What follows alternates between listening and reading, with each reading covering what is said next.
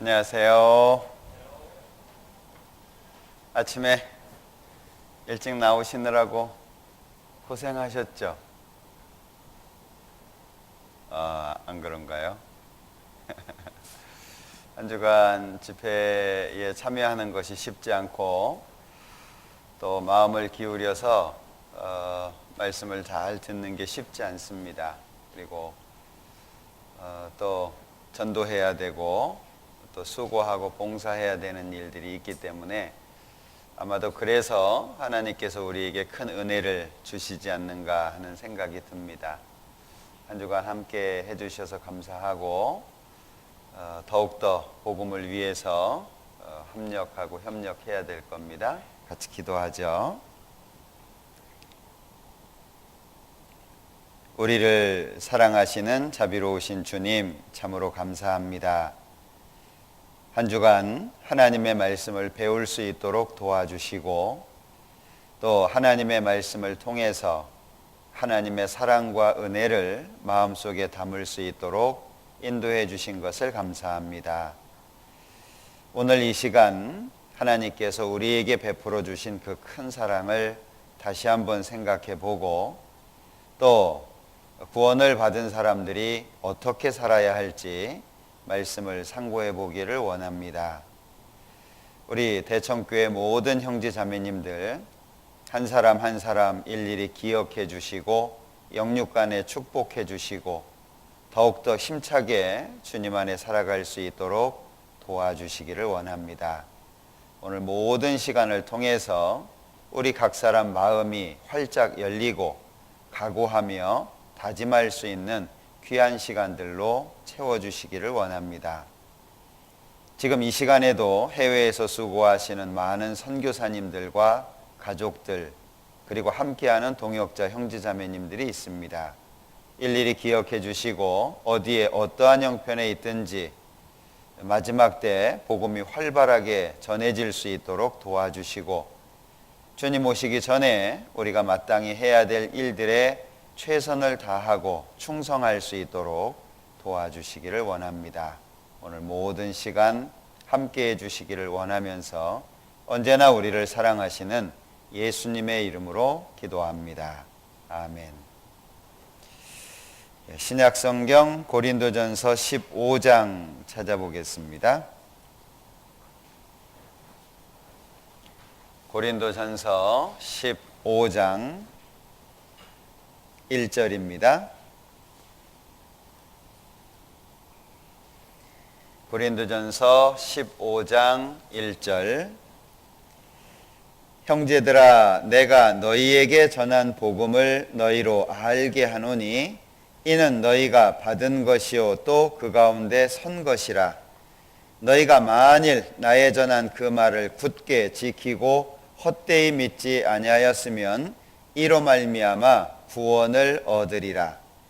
내가 받은 것을 먼저 너희에게 전하였노니 이는 성경대로 그리스도께서 우리 죄를 위하여 죽으시고 장사 지낸 바 되었다가 성경대로 사흘 만에 다시 살아나사 게바에게 보이시고 후에 12 제자에게와 그 후에 500여 형제에게 일시에 보이셨나니 그 중에 지금까지 태반이나 살아있고 어떤 이는 잠들었으며 그 후에 야고보에게 보이셨으며 그 후에 모든 사도에게와 맨 나중에 만삭되지 못하여 난 자 같은 내게도 보이셨느니라. 거기까지입니다. 어제 말씀드렸던 것처럼 복음에 대해서 다시 한번 말씀드리고 그리고 구원을 받은 사람들이 어떤 마음과 자세로 살아야 되는지 같이 생각을 좀 해보겠습니다. 한 사람의 마음이 변화된다는 건 굉장히 중요하죠. 한 가정에 영향을 미칠 수 있습니다. 한 가정이 변화된다라고 하는 것은 한 마을에, 한 도시에 영향을 끼칠 수 있죠.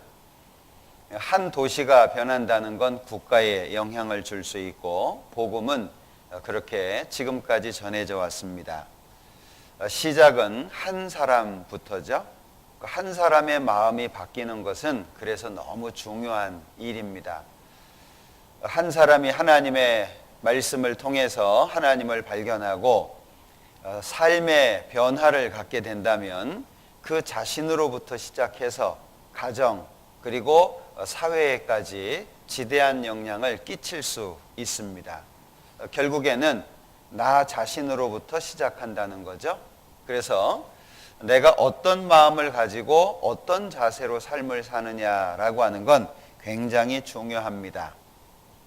가정에서 자녀 교육하기가 쉽지 않은데 자녀 교육은 부모가 본을 보여주면 아주 자연스럽습니다. 굳이 특별한 가정 교육이나 이런 것이 없다라고 할지라도 부모의 성실한 모습 그리고 부모의 착한 마음 그리고 살아가는 그런 모습들이 자녀들에게 아주 좋은 본이 되게 돼 있죠. 자, 우리는 하나님을 배우는 사람들입니다. 그래서 하나님을 모르는 사람들하고는 마음이 달라야 되고 살아가는 삶의 자세가 달라야 되는 것은 틀림없을 거예요. 자, 그러면 우리 마음을 변화시키는 가장 핵심적인 것을 복음이라고 표현을 하는데 오늘 고린도전서 15장은 그 복음에 대한 말씀을 설명하고 있는 겁니다. 복음이 뭐냐라고 하는 거죠.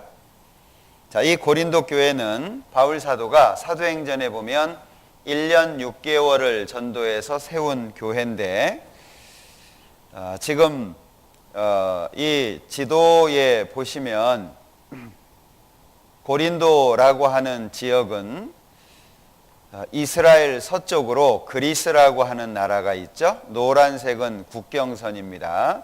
자, 이 노란색은 국경선인데 그리스는 위에 큰 땅덩어리하고 아래 작은 땅덩어리 두 개로 크게 연결이 되어 있는데 중간에 연결되는 부분이 있어요. 거기가 고린도라고 하는 도시인데 지금도 항구 도시입니다. 그러니까 옛날부터 상업이 발전하고 그리고 많은 사람들의 왕래가 있고 그리고 사람들이 많기 때문에 죄가 많은 도시로 유명합니다. 이 고린도라고 하는 말은 코린시안이라는 말에서 왔다고 하는데 풍기문란이라는 뜻입니다. 그러니까 고린도 그러면 죄악의 도시 이런 거죠. 우리 보통 나주 그러면 배 얘기하고 경주 그러면 불국사 이런 거 얘기하잖아요. 대천하면 뭐가 있나요? 대천. 자신 있게 얘기하셔도 되는데 대천 그러면 전 딱 기억나는 게 바다 그리고 머드 이런 거 생각나는 것 같아요. 그러니까 고린도 그러면 죄악의 도시 이렇게 돼 있는 거죠. 바울 사도가 1년 6개월을 전도를 했는데 이제 바울 사도가 다른 지역 에베소에 가서 전도를 하고 있습니다. 그런데 고린도 교회에 잘못된 가르침이 들어왔어요. 그래서 믿는 사람들의 마음이 흔들려 버린 겁니다. 그래서 바울 사도가 그들의 믿음을 바로잡아주기 위해서 보낸 첫 번째 편지가 고린도 전서입니다. 지금 우리가 보고 있는 거죠.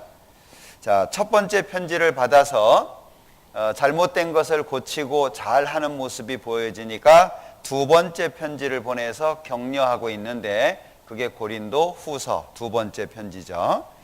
자, 우선 고린도전서 15장 1절을 보겠습니다.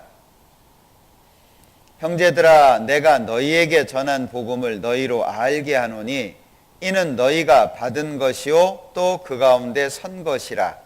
잘 보시면 이미 알고 있는 내용이다 라고 하는 소개죠.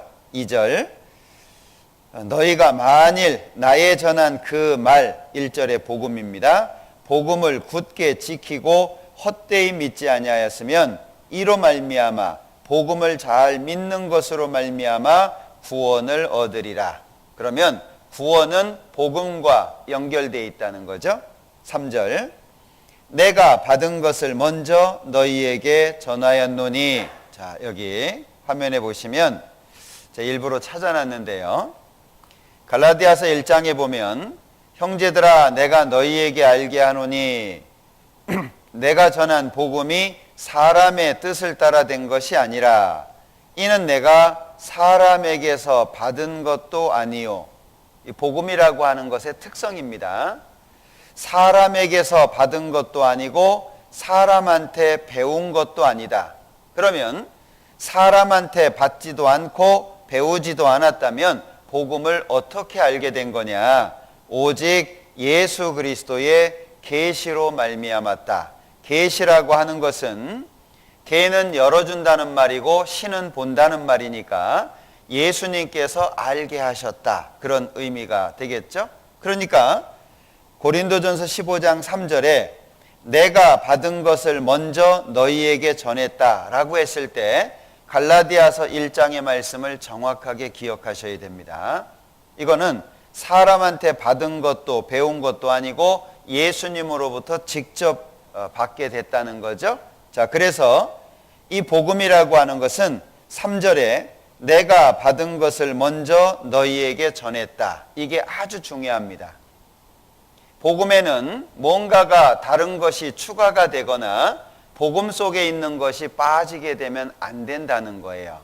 반드시 복음은 받은 그대로 전달되는 것이 아주 중요하다는 거죠. 자, 3절 다시 봅니다. 내가 받은 것을 먼저 너희에게 전하였노니 이는 성경대로 그리스도께서 우리 죄를 위하여 죽으시고 복음의 내용을 설명하고 있죠. 복음의 내용 첫 번째가 여기 죄를 위해서 죽으셨다라고 하는 겁니다. 여기 화면에 보시면 복음에는 하나님의 의, 하나님의 뜻이 나타났다 그랬죠. 그러니까 복음 속에는 하나님의 뜻이 나타나 있는데 그러면 복음이라고 하는 것이 뭐냐 하는 거예요. 자, 복음을 그릇이라고 생각해 봅니다. 복음은 그릇이에요. 그릇 속에 내용물이 있겠죠. 그러면 그 복음 속에 두 가지의 내용물이 있는데 하나는 죽음, 하나는 부활입니다. 요거를 복음 이렇게 말하는 거예요. 그러면 마가복음 1장에 하나님 나라가 가까웠으니 회개하고 복음을 믿으라 이랬을 때 복음을 믿으라, 믿어야 되는 내용이 뭐냐 그걸 설명하는 거예요. 예수님의 죽음 그리고 예수님의 부활입니다. 그걸 여기 4절에서 3절 끝부분에서 죽으시고 그랬죠. 근데 죽으시는 이유가 우리 죄를 위하여. 그러면 예수님의 죽음이라고 하는 건 죄 용서와 관련이 있는 거죠. 그 다음에 5절 4절 장사 지낸 바 되었다가 성경대로 사흘 만에 다시 살아나사. 그럼 복음 속에 또 한 가지는 예수님의 부활을 설명합니다. 다시 말해서 복음이 뭐냐라고 말한다면 예수님의 죽음 그리고 예수님의 부활을 복음이라고 하는 단어로 설명하고 있다는 거죠. 자, 정리해 보겠습니다. 자, 복음 속에는 예수님의 죽음이 있죠. 예수님의 죽음은 죄를 용서하는 겁니다. 그런데 예수님이 살아나신 것은 왜 살아나셨냐? 이유가 있죠. 자, 예수는 우리 범죄함을 위하여 내어줌이 되고 또한 우리를 의롭다 하심을 위하여 살아나셨느니라. 그러면 자, 여기 의롭다라고 하는 말이 표현되어 있는데 성경에서 의롭다라고 하는 것은 어제도 잠깐 설명을 드렸는데요. 쉽게 생각하시면 법정에서 판사가 죄 없다라고 선언한 상태, 이것을 의롭다라고 표현을 합니다. 기억해 두시면 도움이 될 거예요. 왜? 성경에 의롭다라고 하는 말이 많이 나오거든요. 그러니까 의롭다라고 하는 말이 나왔을 때 바꿔서 생각하시면 쉽겠죠. 죄 없다 이렇게. 그러니까 죄가 없다라고 재판장이 선언한 상태를 의롭다라고 이야기합니다. 거기에 추가하자면 죄가 없는 상태에서 선을 많이 행한 상태, 예수님의 모습이죠. 의인으로서 죄인을 대신해서 죽으셨을 뿐 아니라 이 땅에 오셔서 선을 많이 행하셨잖아요. 그 예수님의 상태를 의롭다라고 말할 수 있다는 거예요. 자, 그러면 여기 예수는 우리 범죄함을 위하여 내어줌이 됐다. 죽는데 내어준 거죠. 죽음입니다. 우리를 의롭다 하심을 위하여 살아났다. 그러면 예수님의 죽음이라고 하는 것은, 예수님의 죽음은 죄 용서와 관련이 있고, 예수님의 부활, 살아나심은 의롭다라고 하는 것과 연결되어 있다는 겁니다. 히브리서 1장에 보면 죄를 정결케 하는 일을 하시고 높은 곳에 계신 위엄의 우편에 앉으셨느니라. 자, 죄를 깨끗하게 하는 일, 그 다음에 높은 곳에 계신 위엄의 우편에 앉으시는 일, 두 가지로 구분되어 있죠. 그러면 죄를 깨끗하게 하려면 반드시 죽어야 됩니다. 예수님이 죽지 않고서는 죄 용서가 안 됩니다. 그리고 예수님께서 하나님 우편에 앉으시려면 반드시 살아나셔야 됩니다. 여기 히브리서 1장에 예수님의 죽음, 예수님의 부활 문자적으로 나와 있지 않죠. 그러나 뭘 설명하는 거냐? 예수님의 죽음과 부활을 설명하는 겁니다. 다시 말해서 복음을 설명하는 거죠. 자, 그러니까 유대인과 헬라인들에게 하나님께 대한 회개와 우리 주 예수 그리스도께 대한 믿음을 증거한 것이라. 자, 기독교를 회개 그리고 신앙 이렇게 표현을 합니다. 기독교의 두 가지는 첫 번째가 회개, 두 번째가 믿음입니다. 이걸 다른 말로 신앙 이렇게 표현을 합니다. 그러니까 기독교를 회개와 신앙이라고 얘기하는 것은, 회개는 하나님께 하는 거고 믿는 건 예수님을 믿는 겁니다.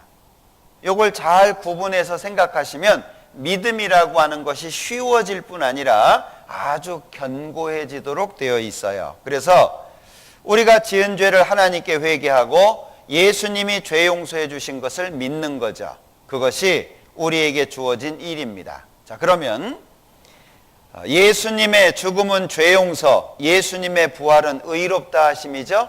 그러니까 죄 용서는 죄값을 갚은 겁니다.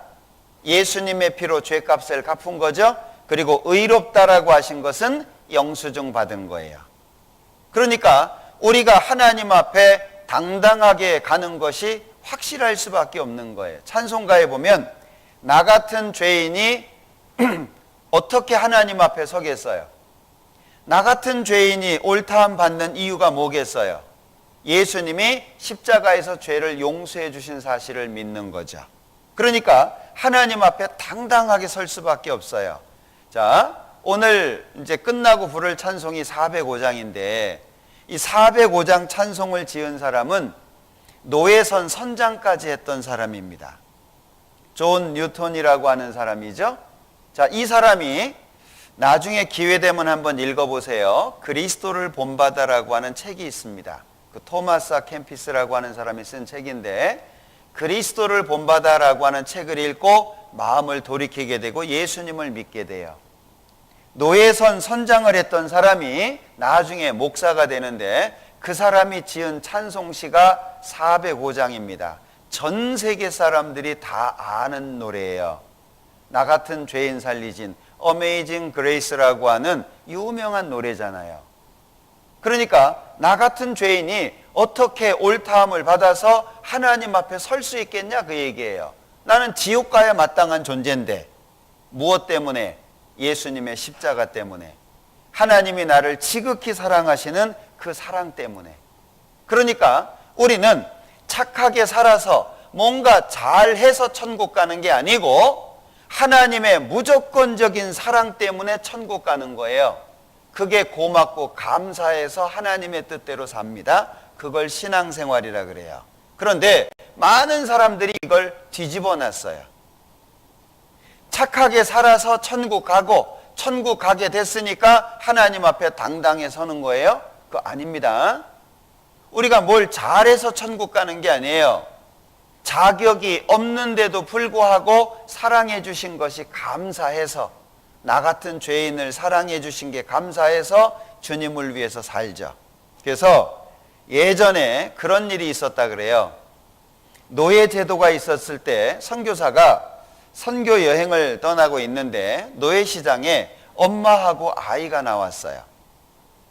그런데 이 주인 입장에서는 엄마 따로 아이 따로 팔아야 더 돈이 됩니다. 근데 둘이 안 떨어지려고 하는 거예요. 그걸 보고 선교사가 있는 돈을 다 털어가지고 엄마와 아이를 사요. 그리고 자, 이제 당신들 자유니까 그냥 잘 살아라 보냅니다. 근데 엄마가 이 선교사를 안 떠나는 거예요. 아니, 우리가 떨어질 수밖에 없는 상황이었고 우린 노예인데 당신이 우리를 샀으니까 우리는 당신 따라다니겠다. 아니, 난 노예 필요 없다. 그냥 불쌍해서 산 거니까 알아서 살아라. 잘 살아라. 그런데 이 엄마가요, 끝까지 따라갑니다. 어쩔 수 없이 이제 선교 여행을 데리고 다니는 거예요.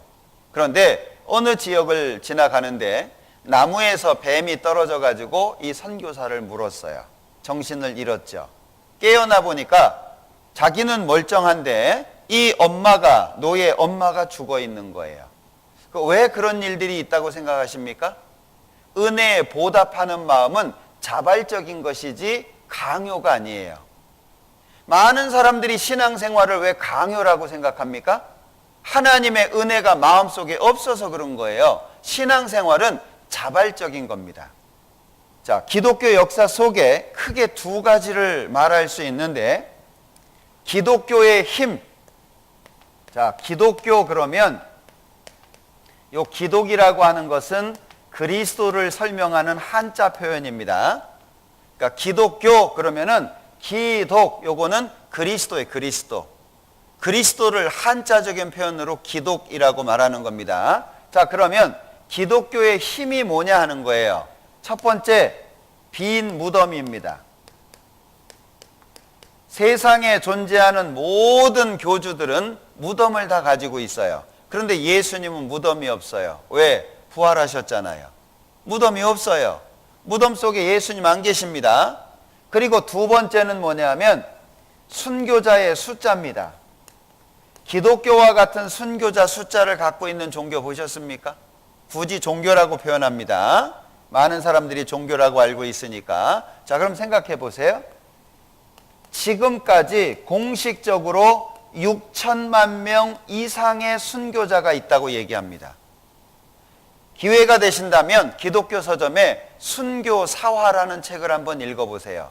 그러면 거기에 순교 당하는 사람들의 사례가 많이 언급이 되어 있는데 거기에 강제적으로 또는 어거지로 죽은 사람 없습니다. 잘 살펴보세요. 재산 빼앗기는 것도, 목숨을 빼앗기는 것도, 목이 잘리고 살갗이 벗겨지고, 그리고 뭐 손톱을 빼고 손톱 사이에 뭐 이물질을 집어넣고 거꾸로 매달아 놓고 코에다가 고춧가루를 집어넣고 물레방아 같은 데다가 사람 매달아 놓고 불을 밑에서 떼서 이 장작구이 하는 것처럼 죽이기도 하고, 사람을 매달아 놓고 발목에다가 큰 돌을 매달아 놓고 할 수 있는 모든 것. 제가 지금도 기억이 나는 것은 철의 여인이라고 하는 고문기구가 있어요. 고등학교 세계사 책에 나오는 내용입니다. 미라 넣어놓는 관처럼 생겼어요. 반으로 뚜껑이 열려요. 양쪽에 쇠 침이 빡빡하게 있습니다. 사람 집어넣고 뚜껑 닫는 거예요. 그러면 온몸에 구멍이 뚫려서 죽을 때까지 피를 흘리고 죽는 겁니다. 수많은 고문기구들이 있었어요. 예수 안 믿는다 그러면 살아요. 예수 안 믿는다고 하면 재산도 안 뺏기고 죽지도 않아요. 그런데 그 말을 못해서 죽었어, 이 많은 사람들이. 이론이라고 생각하셔요? 어떤 사람은 얘기합니다. 당신 인격이 너무 훌륭하니까 예수 안 믿는다는 말 한마디만 해라. 살려줄 테니까. 그때 그 사람이 예수님은 나한테 평생 잘못한 것이 없는데 왜 내가 예수님 안 믿는다고 얘기해야 되냐. 그리고 죽었어요. 화형을 당했던 사람입니다. 심지어 어떤 사람은 화형장으로 들어가는데 마치 결혼식에 참여하는 신부 모습 같았다라고 고백을 해요. 아니, 화형을 받으러 들어가는데 신부처럼 아름다울 수가 있을까요? 그게 기독교 역사에 있는 거예요. 이거는 자발적인 겁니다. 누가 시켜서가 아니에요. 이렇게 하면 10억 줄게. 여러분들 죽으면 10억 줄게. 그게 무슨 소용이 있어요? 이거는 강요가 아닙니다. 그러니까 신앙생활은 순전하게 자발적인 거예요. 자발적인 거. 왜? 나 같은 죄인 살려주신 게 감사하니까. 영원한 천국을 들여보내주시는 게 감사하니까. 죽기까지 나를 사랑하신 그 사랑이 너무 고마우니까 이제 나는 주님을 위해서 살겠다. 마음의 변화가 생기는 거죠. 그걸 한마디로 신앙생활이라고 표현을 합니다. 지금 교회 다니는 분들하고는 많이 다릅니다. 자, 그래서 예수님의 죽음이라고 하는 것은 죄를 완전히 처리하기 위해서죠. 예수님의 부활은 죄가 완전히 처리됐다는 것을 확실하게 증거하기 위해서 부활하신 거예요. 그러면 복음을 믿으라 그랬을 때 뭘 믿는 거죠? 예수님이 죽어서 죄가 용서되고 예수님이 부활하셔서 의롭다고 증거하셨다. 이걸 믿는 거예요. 그게 복음이에요. 그걸 어제 풀어서 설명을 드린 겁니다. 어제 말씀이. 자, 그러면 이제 성경에서 반복돼서 나오는 단어들이 있는데 성경에서 반복되어 나오는 단어들 중에 첫 번째는 은혜입니다. 은혜. 은혜라는 말은 다른 말로 하면 거저라고 말할 수 있고 다른 말로 말하면 공짜라고 말할 수 있어요. 자, 로마서 11장을 한번 보죠.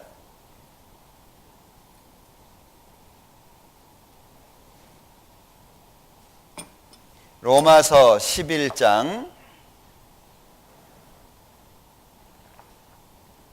6절입니다. 만일 은혜로 된 것이면 행위로 말미암지 않음이니 그렇지 않으면 은혜가 은혜되지 못하느니라. 자, 다시 볼게요. 만일 은혜로 된 것이면, 만일 거저 주는 것이면 행위로 무엇을 함으로 말미암지 않는다. 그렇지 않으면 은혜가 은혜되지 못한다. 자, 선물은 그냥 받죠. 그런데 미안해가지고 10,000원을 줬어요.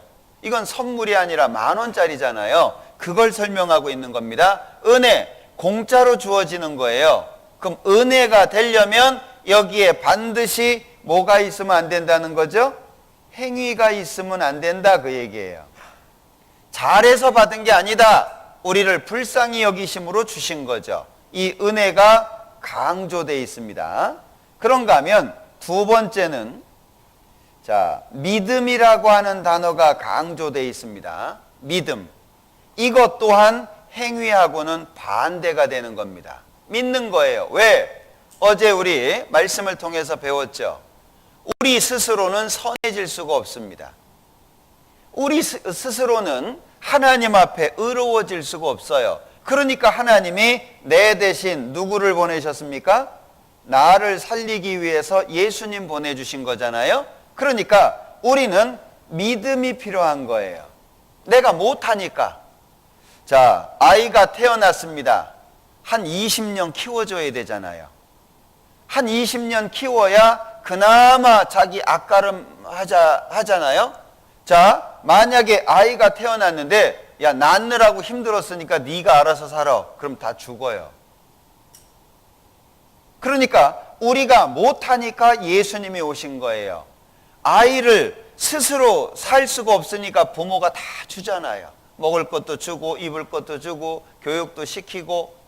자, 우리는 무엇을 행하는 것보다 먼저 믿는 것에 익숙하셔야 됩니다. 아이가 20살 이제 대학 졸업하고 군대 갔다 오고 그러면 사회생활을 시작하면 이제 자기 스스로 살 수 있잖아요.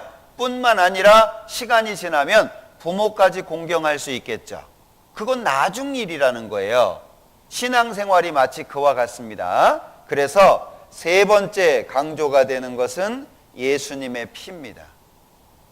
이걸 꼭 기억하셔야 돼요. 자, 첫 번째는 은혜, 두 번째는 믿음, 세 번째는 피. 이걸 순서대로 쭉 연결해 놓으면 한마디로 뭐가 되냐? 감사입니다. 감사. 감사. 이 감사가 하나님을 위해서 살 수 있고 어려움을 견디게 하는 힘이 되는 거예요. 자, 어제 말씀을 드렸습니다. 하나님께서 구원하시고 순종해서 살면 상 주신다, 이렇게 말씀드렸죠. 그러면 우리는 순종하는 게 필요하잖아요. 이 순종하게 만드는 것이 감사합니다. 신앙생활이 쉬운 게 아니에요. 왜 쉽지 않냐? 여러 가지 이유가 있는데, 하나님께서는 천국에 보내주는 것만 원하는 게 아니고 하나님이 준비해 놓으신 영광이 있어요. 여러분들 자녀가 태어나면 태어난 것으로 만족하시나요? 자녀에 대한 기대는 참 안 없어져요. 그죠? 저희 셋째가 어느 날 그러더라고요. 아빠, 나 하버드 갈 거야. 아, 그래, 가기야. 뭐 가기만 하면 뭐 하여튼 아빠가 뭐 아빠를 팔아서라도 보내주마. 아이가 이제 중학교쯤 들어갔어요. 아빠, 뭐 하버드는 배 타고 가야 되니까 내가 서울대 갈게. 그래, 서울대라도 가라. 뭐 해줄게. 예. 애가 이제 중학교 2학년쯤 되니까 아빠, 서울에 있는 대학교를 갈게요. 나중에 이제 고등학교 들어가니까 아빠, 대학을 가기나 할까 모르겠어요. 근데 부모의 기대는 줄어요, 안 줄어요? 안 줄어요. 괜찮아. 뭐 가기만 하면야. 그래서 지금 청주에 다니고 있는데 괜찮아요. 남들보다 공부 못해도 괜찮아요. 기대 안 없어집니다. 그게 부모의 마음이에요. 하나님은 구원을 받아서 천국 가는 것만 원하는 게 아니에요. 하나님이 준비해 놓으신 영광이 있어요. 그걸 당당하게 받기를 원해요. 자, 세상에 좋은 것 중에 그냥 생기는 거 한번 생각해 보세요. 좋은 것 중에 그냥 저절로 막 생기는 거. 여기 농사 짓는 지역이 가까우니까 잘 아시죠? 농사는 끝이 없대요. 해도 끝이 없대요. 도시분들은 그거 이해 못할 거예요. 아유, 벽 꼽아놓고 가을에 거두면 되는데 뭘 그 쉬운 걸. 그럴지 모르잖아요. 끝이 없잖아요, 끝이. 자, 마찬가지입니다. 신앙생활이라고 하는 것은요, 하나님 앞에 감사하는 마음이 바탕이 돼야 돼요. 그런데 그 감사한 마음이 바탕이 되어져서 어려움을 견뎌서 영광을 받는데 어려운 과정이 쉽지 않은 과정이에요. 왜? 이 성격 가지고 되겠어요? 어제 신부는 바뀌었습니다. 죄는 용서가 됐습니다. 근데 내 성격 어때요? 아직 까칠하죠? 빈정 잘 상하죠? 그리고 이기심, 질투심 아직 그대로 있죠? 이거 가지고 어떻게 할 거예요? 많이 부딪히실 거예요. 특히 교회 안에서 많이 부딪히실 거예요.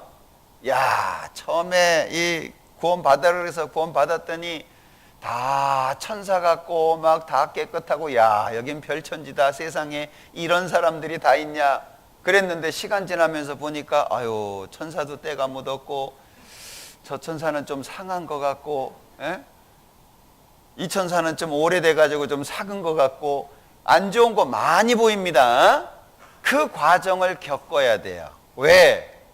자, 계곡 그 상류 쪽에서 돌이 하나 깨져가지고 냇가로 떨어졌어요. 그럼 날카롭죠. 근데 그것이 물 속에서 굴러서 하류까지 오면 돌이 둥글둥글해져요. 그러면 부딪히지 않으면 날카로움 그대로 있겠죠. 부딪혀야 돼요. 그런데 왜 자꾸 교회 안에서 문제가 되냐? 교회 안에서 미운 사람도 생기고 원망스러운 사람도 생기고, 왜 그러냐? 물이 없어서 그래요. 물이 없어서. 물이 없는 곳에서 부딪히면 계속 깨지면서 더 날카로워져요. 근데 물 속에서 부딪혀야 이게 점점 부드러워지고 둥글둥글해지잖아요. 이 물은 성경에서 말씀을 가르칩니다. 하나님의 말씀을 통해서 사람이 훈련되고 단련되는 거예요. 그 과정을 겪으셔야 돼요. 그래야 이제 어느 정도 이제 인격도 형성이 되고 신앙적인 모습도 형성이 되고, 그러면 어려워도 참을 수 있고 누가 뭐라 그래도 견딜 수 있고 그 상태가 되어야 하나님을 위해서 신앙, 뭔가를 할 수 있는 상태가 되는 거예요. 그런 과정을 겪게 됩니다. 그래서 구원받으시기 전에 성격이 까칠하신 분들은 많이 힘들어요. 원래 성향이 둥글둥글하신 분들은 이미 좀 둥그러져 있잖아요. 이미. 예? 누가 뭐라 그래도 아유 뭐 그래요. 뭐 아유 그렇지 뭐 그래요. 뭐 괜찮아요. 뭐 그러면 어때요? 성격이 원래 그러면 부딪히는 게 적을 수밖에 없죠. 그런데 만약에 작은 거 하나 부딪혔는데 왜 이래요? 이러면 부딪힐 수밖에 없잖아요. 더 많이 아파요. 그래서 성격적으로 본인이 좀 까칠하고 예민하다고 생각하시는 분들은 준비하셔야 돼요. 아, 나는 많이 어렵겠구나. 에? 내 스스로도 많이 힘들고 주변 사람들도 많이 힘들겠구나. 그거 생각하셔야 돼요. 그 과정을 겪지 않으면 신앙생활이 안 됩니다. 그래서 감사가 중요한 거예요. 감사가. 이 감사가 제대로 되어 있어야 하나님의 말씀에 순종해서 살 수 있어요. 순종이라고 하는 것은 자연스러운 거죠. 그래서 하나님이 한 가지를 추가하셨어요. 그게 순복이래요. 순종은 자발적인 거죠. 복종은 하기 싫은데 해야 되는 거예요. 하나님이 원하시는 것이 순종만 있는 것이 아니라 복종도 있어요. 왜? 그 길을 가야 돼요. 마치 이와 같은 겁니다. 자, 이게 이제 수달입니다. 수달. 새끼한테 수영을 가르쳐야지 새끼가 혼자 알아서 살 거 아니에요. 근데 싫다는 거예요. 수영을 가르치려고 하는데 싫어. 안 배우려고 그래요. 그럼 어떻게 해요? 팍 꼬리도 잡아 당기고 하여튼 막 끌고 물속으로 들어갑니다. 어쨌든 막 입으로 물었어요. 그리고 물속으로 들어가죠. 그리고 막 죽겠다고 하는데도 물고 수영을 가르쳐요. 왜 이렇게 해요? 이렇게 하는 이유가 뭐예요? 이렇게 안 하면 한 마리 수달로서 살아가기가 힘들잖아요. 힘든데도 가르치는 거예요. 그래서 복종이 있는 거예요. 그러니까 신앙생활 가운데 복종이 있는 이유가 뭐죠? 하나님 앞에 바른 신앙인으로 살아가게 하기 위해서 하나님이 강제적으로 하는 부분도 있다는 거예요. 이걸 잘 이해하셔야 돼요. 그러니까 우리는 복종하면은 힘들겠죠. 그럼 어떻게 해야 돼요? 순종해야 되죠. 순종하려면 뭐가 커야 된다고요? 감사가 커야 돼요. 그래서 하나님이 나에게 어떤 존재인지, 나에게 어떤 은혜를 주셨는지, 하나님 앞에 내가 얼마나 가치가 있는지 이런 부분들을 많이 생각하셔야 됩니다. 자, 그러면 구약 성경에 옛 약속이죠. 가인과 아벨에 대한 사건을 기록해 놨어요. 왜 이렇게 성경을 두껍게 써놨을까? 전 처음에 이해가 안 됐어요. 아니 그냥 간단한데 내용 일주일 들어보신 거 간단하잖아요. 그러면 필요한 내용만 간단하게 주시면 될 것 같은데 뭐 별별 얘기가 다 들어가 있어요. 자, 창세기 4장입니다.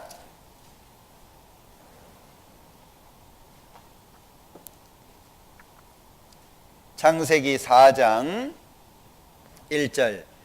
아담이 그 아내 하와와 동침하매 하와가 잉태하여 가인을 낳고 이르되 내가 여호와로 말미암아 득남하였다 하니라. 그가 또 가인의 아우 아벨을 낳았는데 아벨은 양치는 자이었고 가인은 농사하는 자이었더라. 세월이 지난 후에 가인은 땅의 소산으로 제물을 삼아 여호와께 드렸고 아벨은 자기도 양의 첫 새끼와 그 기름으로 드렸더니 여호와께서 아벨과 그 제물은 연락하셨으나 가인과 그 제물은 연락하지 아니하신지라. 가인이 심히 분하여 안색이 변하니 여호와께서 가인에게 이르시되 네가 분하여 함은 어찌미며 안색이 변함은 어찌미뇨. 8절. 가인이 그 아우 아벨에게 고하니라. 그 후 그들이 들에 있을 때에 가인이 그 아우 아벨을 쳐 죽이니라. 첫 번째 살인입니다. 자, 그러면 왜 하나님께서 가인의 제물이 더 나은 것 같은데 왜 아벨의 제물을 받으셨을까? 내용을 잘 보시면 가인은 농사하는 자입니다. 그러니까 농산물로 제물을 삼은 거예요. 그런데 아벨은 양치는 자니까 양의 첫 새끼와 기름으로 제사를 드렸단 말이에요. 근데 하나님께서 아벨의 제사를 받아주셨어요. 그러니까 가인이 화가 나가지고 동생을 죽였단 말이에요. 그럼 왜 하나님께서 가인의 제사 안 받으셨냐? 구약 성경엔 설명이 없어요. 아무리 뒤져봐도. 히브리서 11장 보죠. 히브리서 11장 4절입니다. 믿음으로 아벨은 가인보다 더 나은 제사를 하나님께 드림으로 의로운 자라 하시는 증거를 얻었다. 자, 여기 아벨은 가인보다 어떤 제사요? 더 나은 제사를 드렸다. 그러면 하나님이 보셨을 때 아벨의 제사가 더 나았다 그 얘기잖아요. 그 왜 더 나았을까요? 로마서 10장에 보면 믿음은 들음에서 나며 들음은 그리스도의 말씀으로 말미암았다는데 창세기 4장에 아담과 하와가 죄를 짓고 에덴 동산에서 쫓겨났습니다. 이제 농사를 짓고 삽니다. 그 중에 이제 자녀들이 태어난 거예요. 그래서 제사를 지낸 겁니다. 그럼 생각해 보세요. 아담이 언제가 제일 그리웠을까요? 살면서. 우리 왜 왕년에 이 추억에 젖을 때 있잖아요. 그죠? 어르신들 왕년 얘기하면요. 아유, 얼굴에 화색이 돌아요. 그리고 어떤 분들은 뻥이 너무 세. 왕년에는 뭐 돌도 씹어 먹었다는 둥, 뭐 쇠도 녹였다는 둥. 근데 실제 그런 건 아니죠. 그렇게 젊었었다 이제 그런 얘기일 텐데 아벨은 가장 그리웠던 것이 에덴 동산일 거예요. 그리고 가장 아쉬운 게 언제일까요? 선악과 먹었을 때. 야, 선악과만 안 먹었으면 아직도 에덴 동산에서 살 텐데 그 생각할 거 아니에요. 그리고 가죽옷을 하나님이 해 입히셨는데 가죽옷을 볼 때마다 야, 하나님이 나를 이렇게 사랑하셨구나 그거 생각할 거 아니에요. 그러니까 이 자녀들한테 가인과 아벨한테 그 에덴 동산 얘기를 많이 해줬을 거예요. 왜? 더 나은 제사가 되려면 믿음이 있어야 돼요. 믿음으로 아벨은 가인보다 더 나은 제사를 드렸다. 답이 뭐냐? 믿음이에요. 그럼 아벨은 믿음이 어떻게 생겼을까요? 여러분들 특히 아들을 둔 집들은 아들이 있는 집들은요, 잘 들으세요. 아버지들 대화 많이 하셔야 됩니다.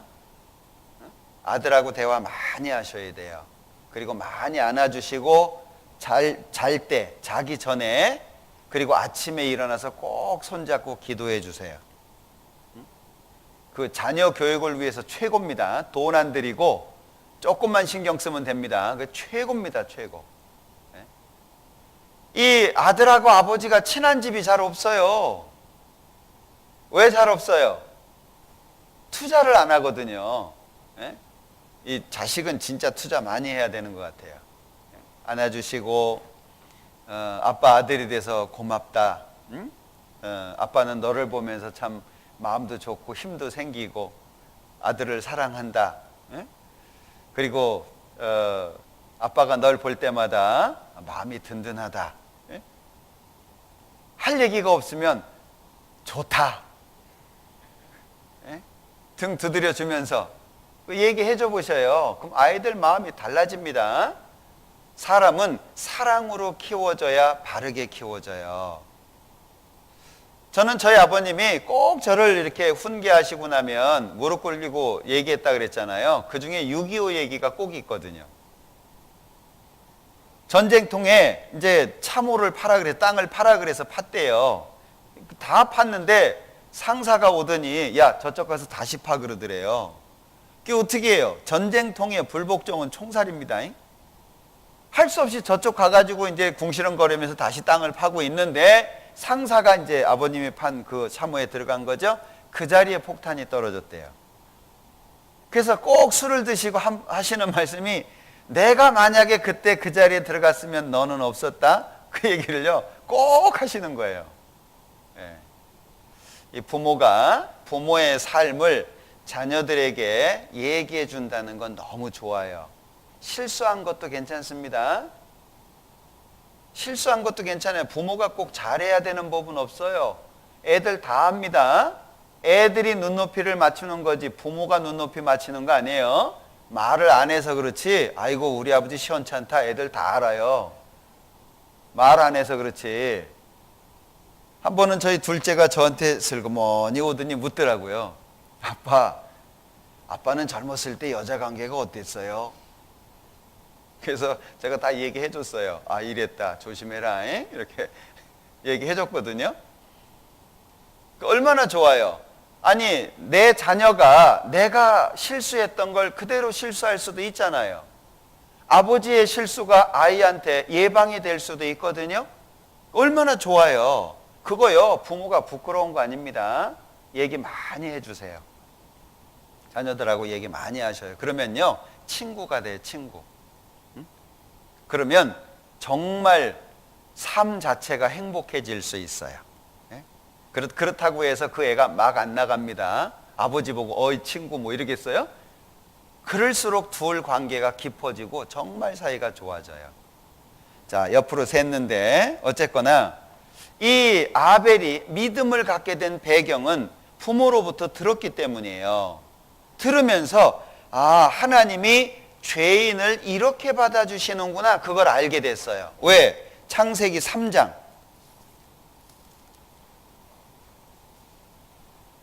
21절입니다. 여호와 하나님이 아담과 그 아내를 위하여 가죽옷을 지어 입히시니라. 자, 아담과 하와는 무화과 나무 잎으로 치마를 해 입었습니다. 하나님이 찾으셨죠. 어딨냐? 벗어서 두려워서 숨었습니다. 입었는데 왜 벗었다 그래요? 무화과 나무 잎은 옷이 안 돼요. 부끄러움을 가릴 수가 없어요. 그 무화과 나무 잎사귀는 인간의 인간의 행위를 말합니다. 인간의 행위로 하나님 앞에 의로워질 수가 없어요. 그러니까 하나님께서 벗었냐? 짐승을 잡아서 가죽을 벗기고 그 가죽으로 옷을 입혀주셨어요. 진짜 옷의 시초죠. 하나님께서 직접 디자인을 해가지고 옷을 만들어주셨어요. 부끄러움을 가릴 수 있는 옷이잖아요. 그럼 가죽옷이 나오려면 어떻게 해야 돼요? 짐승이 죽어야 돼요. 이런 걸 원시복음이라고 말합니다. 이런 걸 원시복음이라고 말을 하는데 여기에 자 가인의 제물에는요 땀이 있습니다. 수고가 있죠. 노력해야 됩니다. 그러지 않으면 농산물은 안 나오잖아요. 그러나 자 잘 보십시오. 아벨의 제물에는 뭐 땀 들일 것도 없어요. 알아서 뭐 풀 뜯고 알아서 새끼 낳고 뭐 알아서 살잖아요. 그러니까 아벨의 제사에는 이런 건 없어요. 근데 뭐가 있죠? 양이 대신 죽었죠? 그리고 피를 흘렸잖아요. 하나님께서 죄인을 어떻게 받아주시느냐? 그걸 알게 된 거예요. 아, 하나님이 죄를 용서하시는 방법은 대신 누가 죽어야 되는구나. 그리고 피를 흘려야 되는구나. 그걸 알게 된 거죠. 여기 훗날 예수님께서 이 땅에 오셔서 십자가에서 죄를 짊어지고 그 죄를 용서할 텐데 그것을 의지해야 죄가 용서된다는 걸 그림자로 보여주신 게 아벨 제사입니다. 이런 걸 원시복음이라고 한다 그 얘기예요. 원, 멀리, 시, 본다.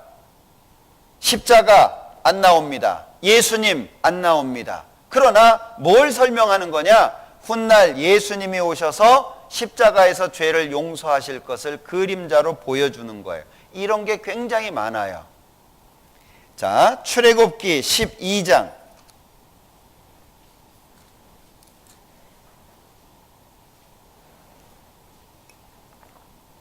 자, 출애굽기 12장 13절입니다. 내가 애굽 땅을 칠 때에 그 피가 너희의 거하는 집에 있어서 너희를 위하여 표적이 될지라. 내가 피를 볼 때 너희를 넘어가리니 재앙이 너희에게 내려 멸하지 아니하리라. 자, 여기 이스라엘 백성들이 이집트에서 종살이를 하다가 이제 모세를 따라서 나오죠. 그러면 10번째 재앙이 내려질 때거든요. 이 10번째 재앙이 첫째 아들, 이 장남이 다 죽는 거예요. 첫 번째 태어난 것은 다 죽는 겁니다. 장자가 죽는 재앙인데 이 장자가 죽는 재앙에서 벗어날 수 있는 방법을 하나님이 주셨어요. 자, 양을 잡아라. 그리고 양의 피를 문 좌우 설주와 임방에다가 발라라. 그러면 내가 피를 볼 때 너희를 넘어가서 재앙이 너희에게 내리지 않을 거다. 이게 유월절입니다. 유월절. 넘을 유, 넘을 월, 절기. 그래서 재앙이 넘어가는 절기다 그 얘기예요. 그런데 이때 양 잡았잖아요. 고린도전서 5장입니다. 자, 고린도전서 5장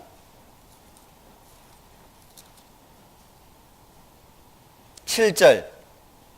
너희는 누룩 없는 자인데 새 덩어리가 되기 위하여 묵은 누룩을 내어버리라. 우리의 유월절 양 곧 누구죠? 자, 이 양은 누구 설명하는 거예요? 예수님 설명하는 거예요.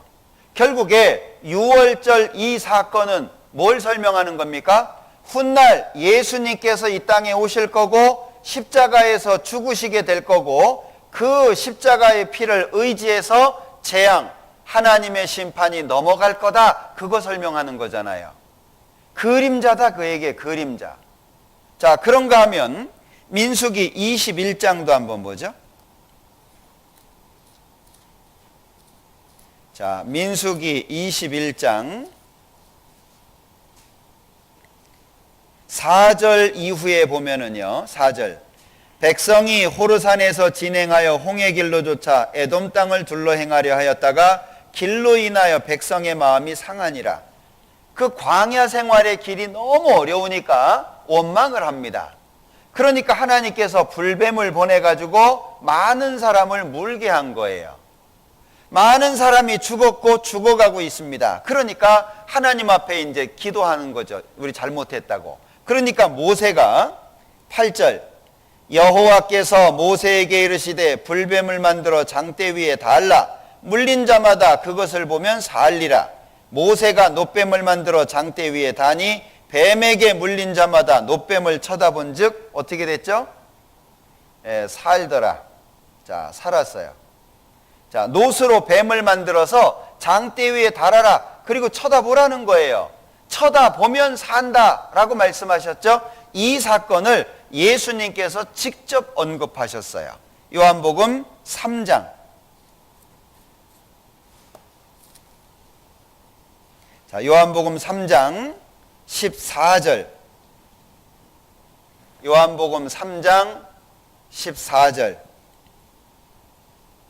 모세가 광야에서 뱀을 든 것 같이 인자도 들려야 하리니 이는 저를 믿는 자마다 영생을 얻게 하려 하심이니라. 자, 이 놋뱀 사건이 뭐하고 연결되어 있습니까?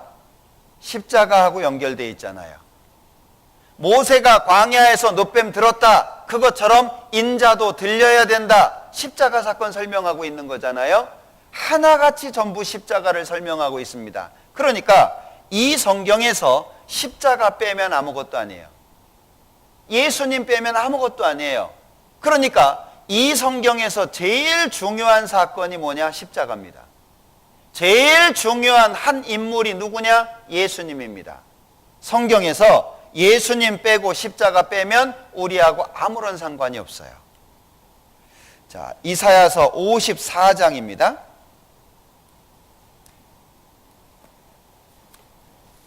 이사야서 54장 9절. 이는 노아의 홍수에 비하리로다. 내가 다시는 노아의 홍수로 땅 위에 범람치 않게 하리라 맹세한 것 같이 내가 다시는 너를 노하지 아니하며 다시는 너를 책망하지 아니하기로 맹세하였노니. 자, 이 구절은 노아 시대 때 있었던 홍수 사건을 설명합니다. 그러면 홍수 사건 때 여기 잡으시고 창세기를 한번 찾아보죠. 자, 창세기 9장입니다. 13절. 내가 내 무지개를 구름 속에 두었나니 이것이 나의 세상과의 언약의 증거니라. 12절.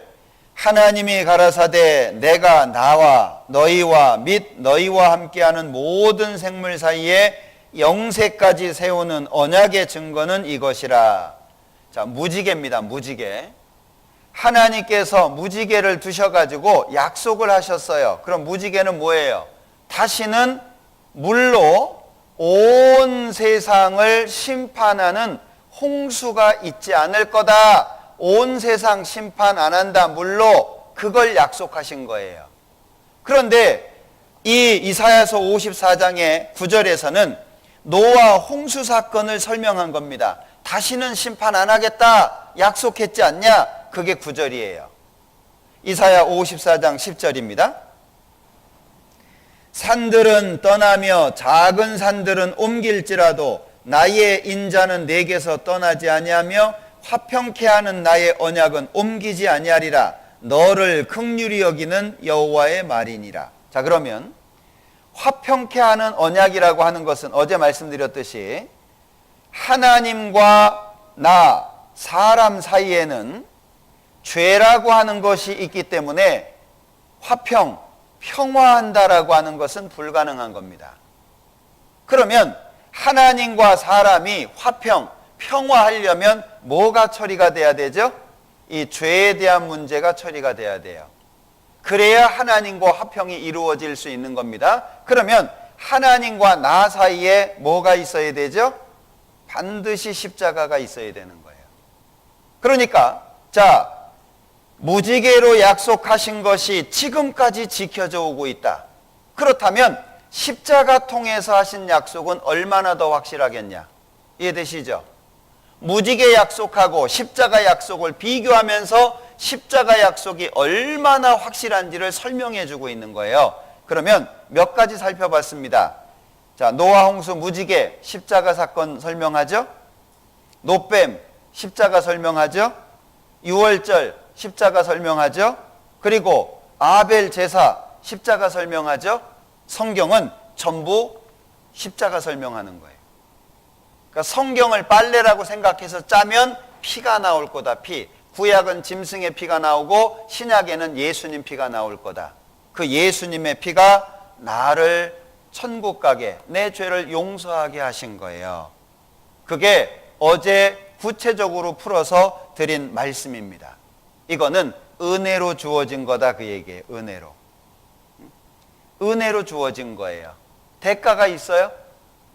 너 집 한 채 팔아서 갖고 와라 천국 보내줄게. 그런 게 아니잖아요. 우리를 무조건적으로 불쌍히 여겨서 받아주신 거잖아요.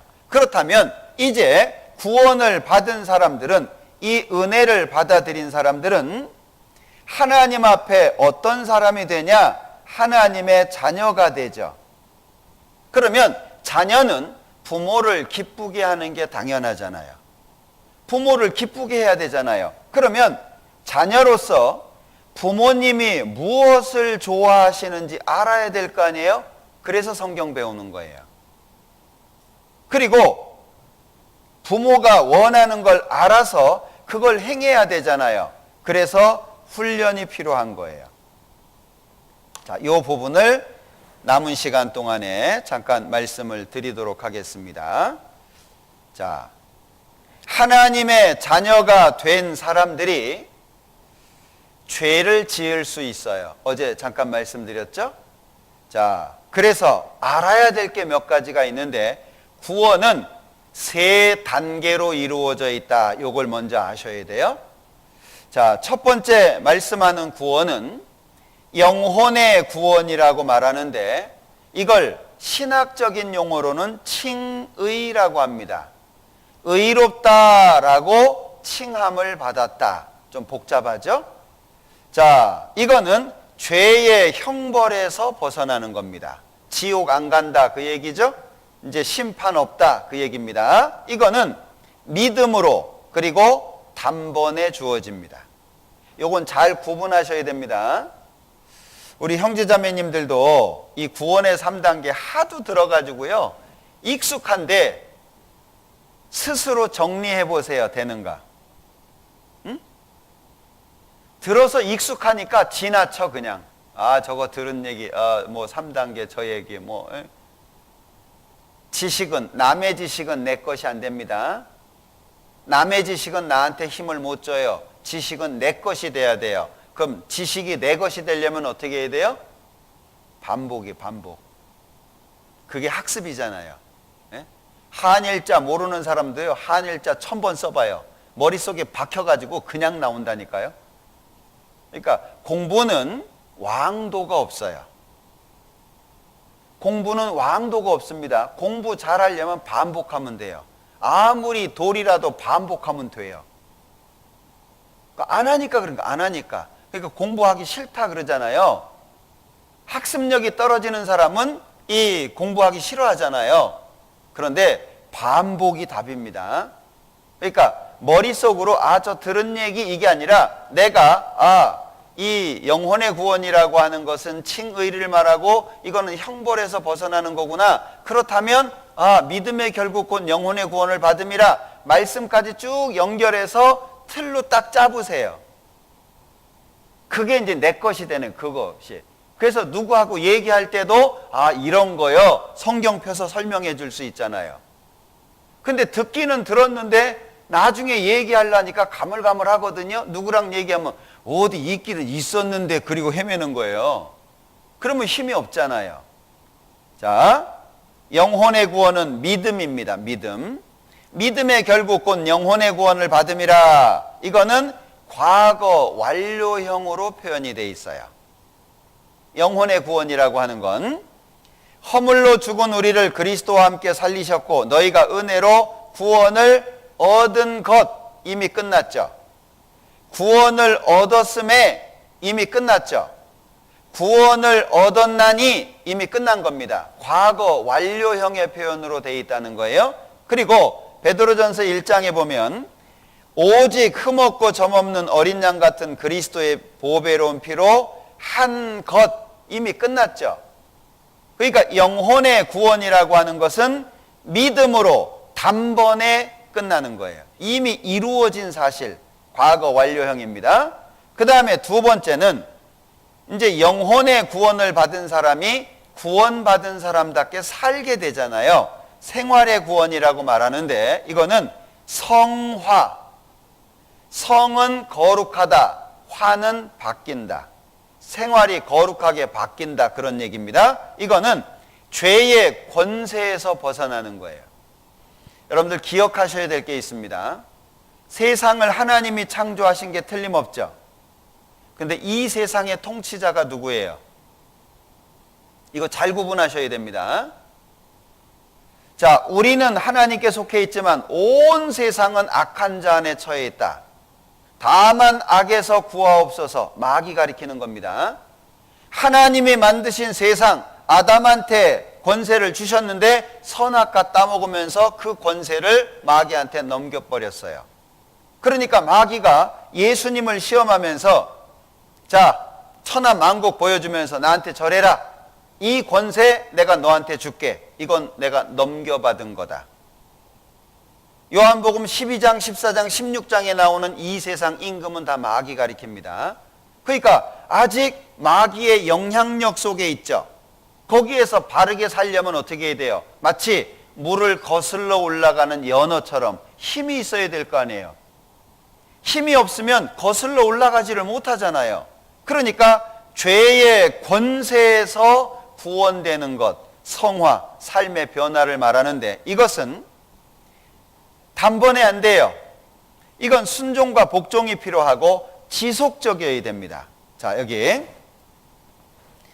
그러므로 나의 사랑하는 자들아, 너희가 나 있을 때뿐 아니라 더욱 지금 나 없을 때에도 항상 복종하여 두렵고 떨림으로 너희 구원을 이루라. 자, 어떤 분들이 구원을 이루라, 이거 한 번에 되는 거 아니네. 구원은 자꾸 받아야지, 그렇게 얘기하면 이거 틀린 겁니다. 왜? 영혼의 구원은 뭐가 필요하죠? 예수님의 피가 있어야 돼요. 여기에서 구원을 이루라 했을 때 뭐가 필요해요? 피가 필요해요? 피가 필요한 게 아닙니다. 여기에서는 항상 복종하고 두렵고 떨리는 마음이 필요해요. 뭘 말해요? 생활을 얘기하는 거예요. 믿는 사람처럼 살려고 해야 된다, 그 얘기예요. 믿는 사람이 손가락질, 예수쟁이라고 손가락질 받으면은요, 그건 정말 심각한 문제입니다. 저도 보거든요. 예수 믿는다고 하면서 욕심은 얼마나 많은지, 그리고 믿는다고 하면서 동네 사람들한테 손가락질 받고 온통 욕먹고 그러면서도 쭉 이러고 다니고 막. 제가 어디 갔더니 술 취한 분이 기도를 하시더라고요. 아니, 기도는 안 했거나 술이나 안 먹었거나 그랬으면 좋았을 텐데 술이 취해가지고 기도를 흔들흔들 해가지고 기도를 하고 있어요. 참 가슴 아프죠. 네? 세상에 그런 가짜가 많습니다. 적어도 예수님이 내 죄를 용서했다는 것을 믿는 사람은 절대 예수쟁이라고 욕먹으면 안 돼요. 다시 말하면 예수님을 믿어서 욕먹는 건 상관없어요. 그러나 잘못 살아서 욕먹는 것은요, 이건 치명적인 겁니다. 아니, 천국 갈 사람이 세상에 마음 좀 버리면 안 돼요? 천국 갈 사람이 뭐 세상에 그렇게 욕심이 많아가지고 그냥 아둥바둥 살고 절대 손해 안 보려고, 내가 죽어도 내가 손해 안 보려고, 차라리 죽는 게 낫지. 구원받은 사람들은 그렇게 살면 안 됩니다. 우리가 살아야 될 곳은 이 세상이 아니에요. 나의 집은 저 하늘 저 너머 있고, 영원한 천국이잖아요. 아픔도 없고 슬픔도 없고 죽음도 없고 고통도 없는 그 영원한 곳에. 저는 몸속에 통증이 올 때마다 그 생각하거든요. 버티면 된다, 조금만 버티면 된다. 언제까지? 주님 오실 때까지. 그리고 이제 한편으로는 야, 내가 천국 가서 이런 고통을 언제 느껴보겠냐. 그리고 이렇게 생각하는 것이요, 여러분들 천국 가가지고 어떤 사람이 하나님 앞에 당당하겠어요? 천국 가가지고 전쟁통에 어떤 사람이 국가 앞에 당당할까요? 요리조리 피해가지고 금맥 찾아가지고 막 떼돈 벌어가지고 그런 사람하고 막 전쟁통에 앞장서서 막 전쟁하다가 팔 날아가고 막 눈 한쪽 없어지고 다리 한쪽 없어지고 이런 사람하고 어떤 사람이 국가 앞에 당당할까요? 말 하나만 하잖아요, 그죠? 이 세상에서 예수 믿는 사람으로서 견디고 참고 바라보고 그리고 인내하고 그런 사람이 하나님 앞에 섰을 때 얼마나 당당하겠어요? 그 생각 안 해보십니까? 전 그 생각 많이 하거든요. 이제 우리 교회 안에 이렇게 의료 쪽에 계신 분들이 항상 얘기해요. 아유, 이제 좀 몸 관리 좀 하라고. 이번에도 도움 많이 받았거든요. 제 몸속에 약물이 많아요, 지금. 도움 많이 받았어요. 감사하죠. 이제 어지간하면 수술하라고 자꾸 권하는데 제가 마음속에 그런 생각이 있어요.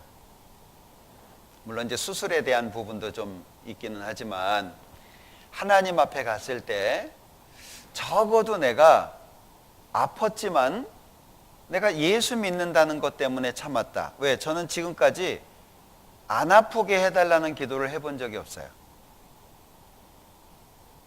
이 세상에서 느끼는 게 통증인데, 아니 내가 예수 믿는 마음으로, 왜냐하면 사람이 나이 먹어갈수록 아픈 건 당연하거든요.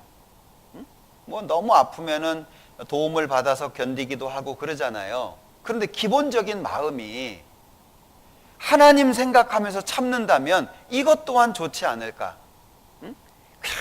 아프다고 이제 은장에 들어가면요, 우리 은장에 들어가면 아프다는 얘기 하지 마라 그러거든요.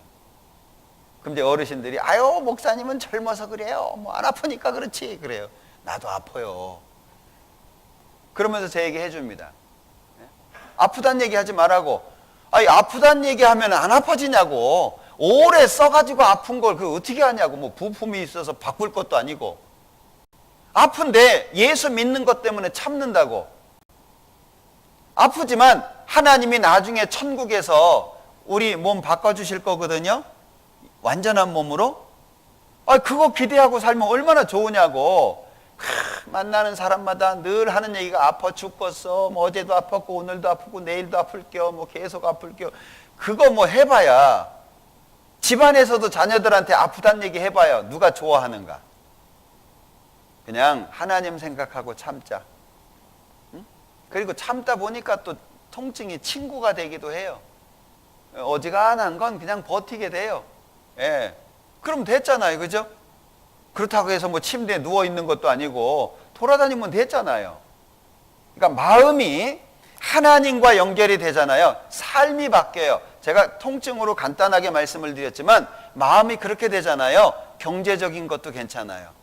하나님이 도와주실 건데 뭐 내가 열심히 살면 되지. 구원받은 사람들의 무기가 있습니다. 말씀드렸죠. 구원받은 사람들의 삶의 무기가 두 가지입니다. 첫 번째 정직, 두 번째 성실. 나머지는 하나님께 맡기세요. 나머지는 하나님께 맡기고 정직하게 성실하게 막 펜대 굴려가지고 조금 편하게 해가지고 뭐 요리조리 눈치 봐가지고 뭐 돈 벌고 이런 것 마음 다 버리세요. 그거 진정한 의미에서 자기 거 안 됩니다. 그리고 그렇게 살아봐야 사람들한테 칭찬 못 받아요. 남들보다 더 허리 굽히고 남들보다 더 열심히 살고 남들보다 더 아래쪽으로 내려가려고 그러고 섬기려고 하고 부드러워지려고 하고 우린 이게 무기예요. 무기. 정직하게 성실하게. 그러면 나머지는 하나님이 다 해주세요. 제가 경험한 게 그래요. 하나님이 해주세요. 안 도와주지 않아요. 그러니까 구원을 이루라. 이게 뭐예요? 구원을 받았다면 구원받은 사람의 마음을 가지고 살아야 될 거 아니냐? 그걸 말씀하는 겁니다. 그래서 항상 복종, 두렵고 떨림이 있는 거예요. 자, 또 한 가지는, 자, 요거는 현재 진행형의 표현이죠. 이거는 끝난 게 아닙니다. 과정이라는 거예요.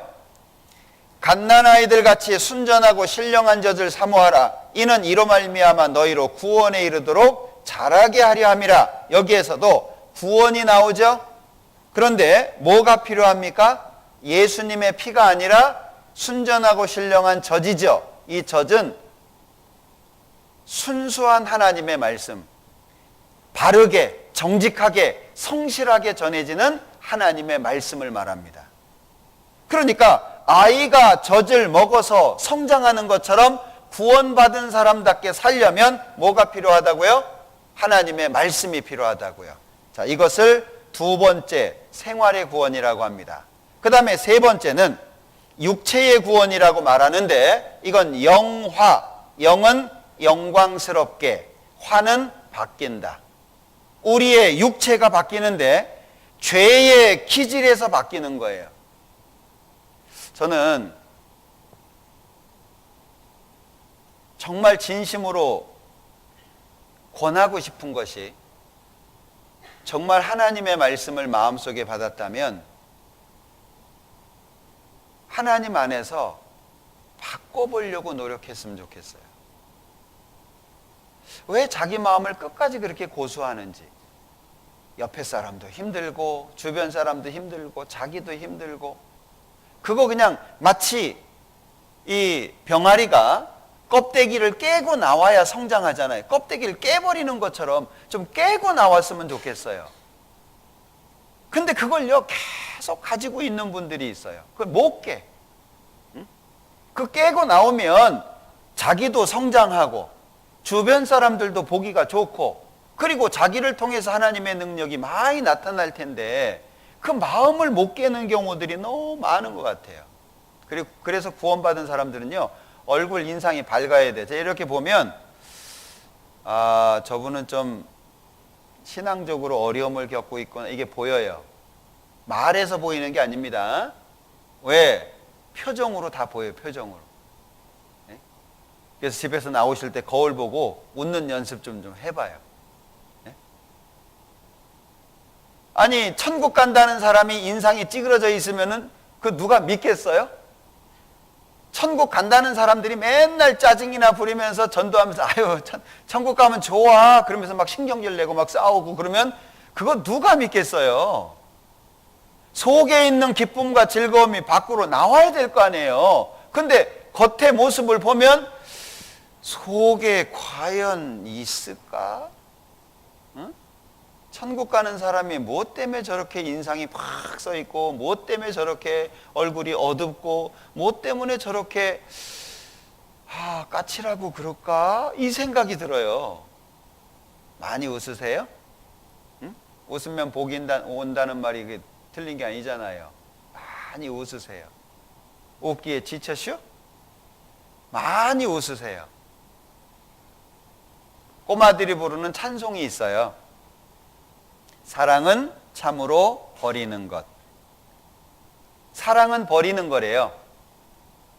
우리는 어른들은 잘 못 버리죠. 그런데 쓰고 빌려주면 풍성해져. 움켜잡으면 없어져요. 움켜잡으면 없어지고 쓰고 빌려주면 풍성해져. 이게 성경에서 말씀하시는 아주 중요한 내용입니다. 여러분들은 절대 고인물이 되지 마세요. 고인물은 썩습니다. 흐르는 물이 되셔야 돼요. 그럼 흐르는 물은 어쩌죠? 나가요. 흐르는 물이 왜 안 썩어요? 나가니까 안 썩는 거예요. 나가면 끝나요? 나가면 들어오죠. 나가니까 들어오는 거예요. 안 나가면 안 들어옵니다. 아니 웅덩이가 이만큼 있는데 안 나가요. 나가는 데가 없어요. 어떻게 들어와요? 자, 나가야 들어오는 겁니다. 신앙에 이건 너무 중요한 부분이에요. 움켜잡지 마라 그 얘기예요. 구원받은 사람이 천국 갈 사람이 욕심 부리면 안 됩니다. 쓰고 빌려주면 풍성해져. 움켜잡으면 없어지죠. 마음 넓히셔요. 예수님이 죽어서 우리가 구원이 됐잖아요. 예수님이 살면 우리가 구원돼요? 우리도 죽는 거예요. 죽는 게 사는 거예요. 그게 신앙의 비결입니다. 왜 못 사냐? 안 죽으니까. 내 거 안 뺏기려고 하니까. 내 거 조금 더 손해 안 보려고 하니까. 그러니까 안 되는 거예요. 그러니까 얼마나 긴장하고 있어요. 안 뺏겨야 되는데. 그냥 풀어놓으세요. 예, 마음 편안하게. 예수님이 죽어서 구원을 완성하셨던 것처럼 우리도 죽어서 선을 이루잖아요. 그걸 누군가가 봐요. 여러분들 연속극 볼 때 왜 악역을 맡은 사람들이 왜 욕먹어요? 악역을 맡은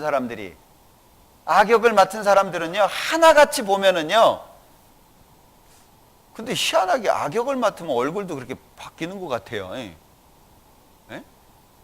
왜 그래요?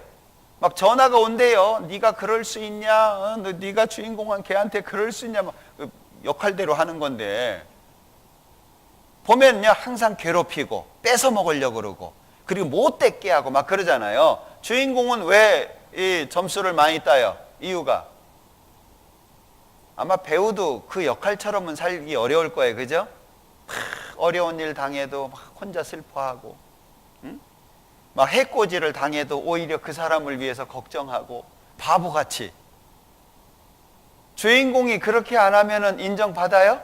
주인공이 악역을 맡아서 하면은 어때요? 아마 점수 못 받을 거예요. 그죠? 바보같이 손해보고 이리 치이고 저리 치이고 막 그러니까 보면서 화가 나가지고 아유 저것은 왜 저 모양으로 사냐고 막 그러잖아요. 그리스도인의 삶이 그래요. 많이 베푸세요. 신기한 것은 안 모자라요. 해보세요. 베풀면서 해보셔요. 안 모자라요. 내가 움켜쥐고 아둥바둥하는 것보다 훨씬 더 편안하게 살 수 있어요. 그러니까 신앙생활 속에서 하나님의 말씀을 믿으면 천국 가잖아요. 하나님의 말씀을 믿으면 삶도 편안해진다니까요. 왜? 내가 힘들어하는 걸 주님이 책임져 주잖아요. 무엇을 먹을까, 무엇을 마실까, 무엇을 입을까 염려하지 마라. 이거 이방인들이 염려하는 거 아니냐? 너희는 먼저 그의 나라와 그의 의를 구하라. 그리하면 이 모든 것을 너에게 더하시리라. 약속이 돼 있잖아요. 여러분들, 예수님이 내 죄 용서했다는 거 믿으니까 천국 갈 믿음이 탁 생기잖아요. 그것처럼 육신적으로도 도와주시겠다는 약속이 믿어지잖아요. 그러면 삶이 자유로워져요. 정말 편안해져요. 진짜 행복해집니다. 진리를 알지니 진리가 너희를 자유케 하리라. 수고하고 무거운 짐진 자들아 다 내게로 오라. 내가 너희를 쉬게 하리라. 예수님은 우리한테 쉼을 주려고 하는 것이지 무거운 짐을 짊어지려고 하는 게 아닙니다. 자, 그래서 생활의 구원을 이루다가 언젠가 예수님이 공중에 재림하시게 되는데, 그러면 죄의 기질에서 이제 죄하고 상관없이 완전히 바뀌게 되는데, 이거는 기다려야 돼요. 우리가 못해요. 언제까지 기다리냐? 예수님 재림하실 때까지 기다려야 돼요. 자, 주께서 호령과 천사장의 소리와 하나님의 나팔로 친히 하늘로 쫓아 강림하시리니, 예수님께서 오셔요. 그러면 그리스도 안에서 죽은 자들이 먼저 일어나고 그 후에 우리 살아남은 자도 저희와 함께 구름 속으로 끌어올려 공중에서 주를 영접하게 하시리니, 그리하여 우리가 항상 주와 함께 있으리라 하시리니, 이거는 앞으로 이루어질 거죠. 그래서 미래형으로 표현이 돼 있어요. 이게 똑같은 구원이 이 시제가 좀 다르게 되어 있습니다.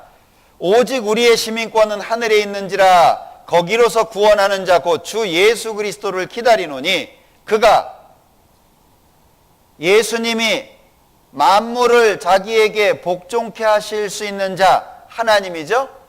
예수님이 하나님의 역사, 능력으로 우리의 낮은 몸을 자기 영광의 몸의 형체와 같이 변케 하시리라. 하시리라, 앞으로 이루어질 거죠. 우리 이 몸으로 천국 가는 거 아닙니다. 아니, 천국 가서도 그냥 막 신경통 때문에 허리가 아파서 뭐 다리가 아파서 지팡이 잡고 아이고 이러면 거기가 어떻게 천국이겠어요. 천국은 그러지 않습니다. 예수님이 요한복음 20장에 보면 제자들이 무서워서 문을 걸어 잠그고 있는데 예수님이 탁 나타나셨어요. 너희에게 평강이 있을지어다. 2번 말씀하시고 가셨어요. 문도 안 열어드렸는데. 예수님의 제자들하고 음식을 드셨잖아요. 우리가 이해할 수 없는 몸이에요. 네? 자, 고린도전서 15장에서는 보라, 내가 너희에게 비밀을 말하노니 우리가 다 잠잘 것이 아니요 마지막 나팔에 순식간에 호련히 다 변화하리니, 나팔 소리가 나며 죽은 자들이 썩지 아니할 것으로 다시 살고 우리도 변화하리라. 변화하리라. 어떻게? 썩지 아니할 것으로, 죽지 아니할 것으로. 요한계시록 21장 찾아보죠.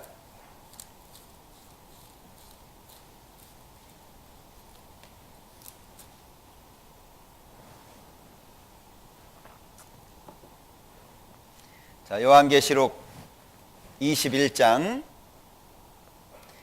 3절입니다. 내가 들으니 보좌에서 큰 음성이 나서 가로되, 보라, 하나님의 장막이 사람들과 함께 있음에 하나님이 저희와 함께 거하시리니, 저희는 하나님의 백성이 되고 하나님은 친히 저희와 함께 계셔서 모든 눈물을 그 눈에서 씻기심에 다시 사망이 없고 애통하는 것이나 곡하는 것이나 아픈 것이 다시 있지 아니하리니 처음 것들이 다 지나갔음이로라.